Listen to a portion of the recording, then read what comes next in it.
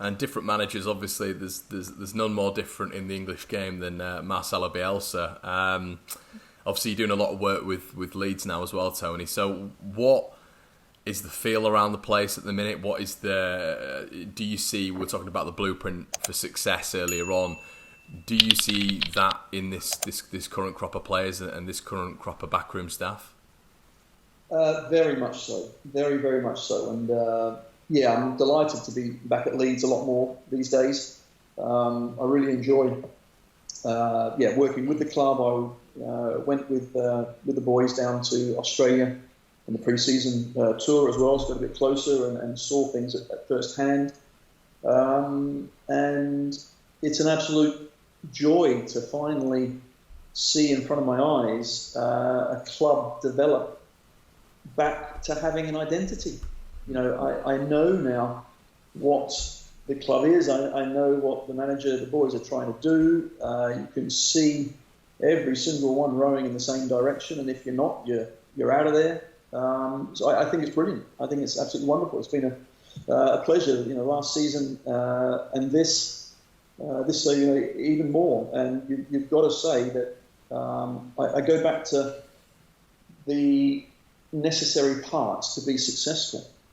And in my time, you know, it started back with the owner, Leslie Silver, you know, to give and have the foresight to have the right people in charge, you know, give them the right tools, you know, whether it's financial, whatever it is. And now, you know, Andrea has come in, and we've had in the past so many decades or years, you know, the owners, you know, haven't been right. It's as simple as that. You know, they haven't done a great job with what is a treasure, and they haven't done that. And Andrea's come in with the right thoughts in his heart to do the right thing, and then he's tried and tried and tried, and you know, to put faith obviously in people around him, and to get Marcelo Bielsa, which was you know, wonderful. And then of course still financially to back him was a huge thing. So what they've done is tremendous. The execs down there, you know, need a lot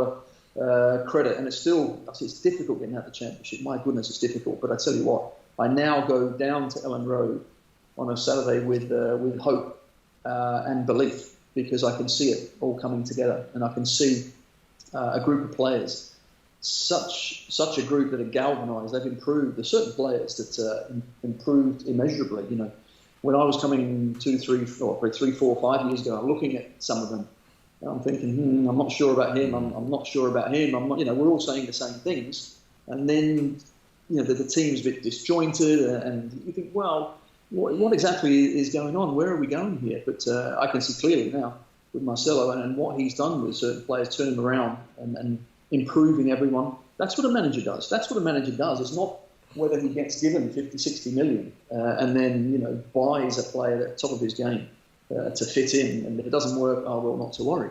You know, Marcelo didn't do that. He came in and he said, right, I know what I've got. I know what type of player I need, and I'm going to improve that and that player.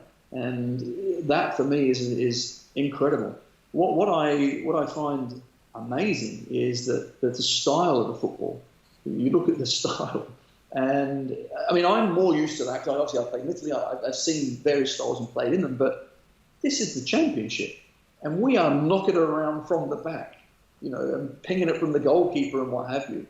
And there's no doubt. I talk to and look at people at Ellen Road, and they're having kittens. They're wetting themselves, you know, when we're passing out. But I tell you what, when it comes off, and then suddenly, not when it comes off, it's always coming off. Now we have the confidence to do that. We've grown, and the players have bought into it. And I look at how hard they're working and how fit they've got. And that reminds me a lot of my time, because, you know what, when you're winning, when you're improving, you'll listen to your manager and the people around you forever and a day if you're smart. If you're smart and you understand what's going on, you know that, wow, this could be, you know, incredible time in your career. And that's what I felt, and that's what I think these boys are feeling now. And in Marcelo, he is quirky, he is different, he is unique, he is some man that, I tell you what, if I was a player now, whatever he'd be saying, I'd be doing it. You know, and it's great. And the players are loving it, enjoying it, and I've no doubt if and when we get back and restart, we will hit the ground running. we will be exploding out the blocks. Why do you think that, Tony? Just out of interest. Because there's be a strength of character and mind now. I can see a strong minds in this team. But for me, the big question mark this season was actually ourselves. You know, our opponents. I'm looking at all the teams. I've seen everyone play. We've played against everyone. You know, who's our biggest danger? Who's our biggest opponent? It's not a team. It's us. I firmly believe that it's not a team.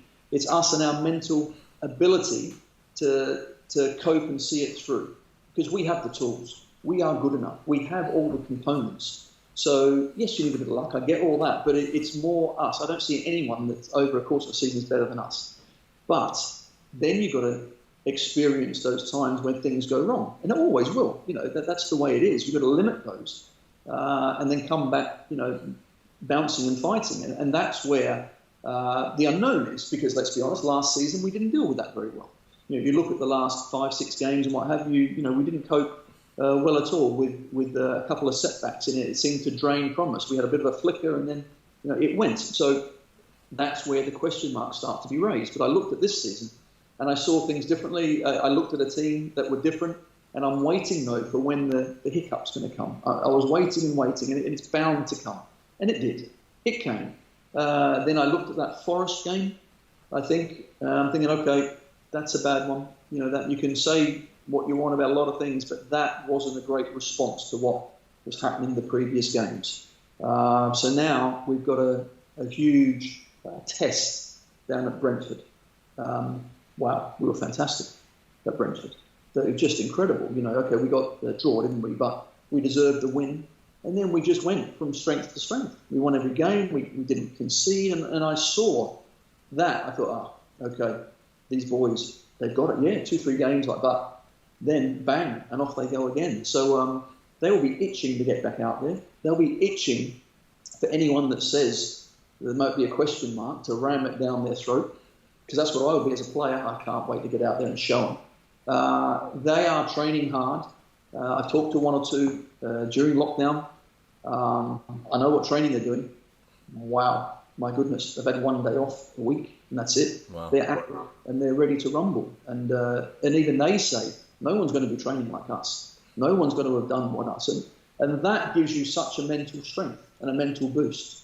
So don't be surprised when you see players in white scorching the turf because they'll be going crazy to get out there and show how good they are and how fit they are and how fit they are and what they want. And yeah, that's how I'll be feeling because I think they should be feeling confident like that they've done all the right things. They were playing the best football. They are the best team. You have to prove it. That's not a flippant thing to say. Go out there and prove it. But they'll want to prove it. So that's why I say that.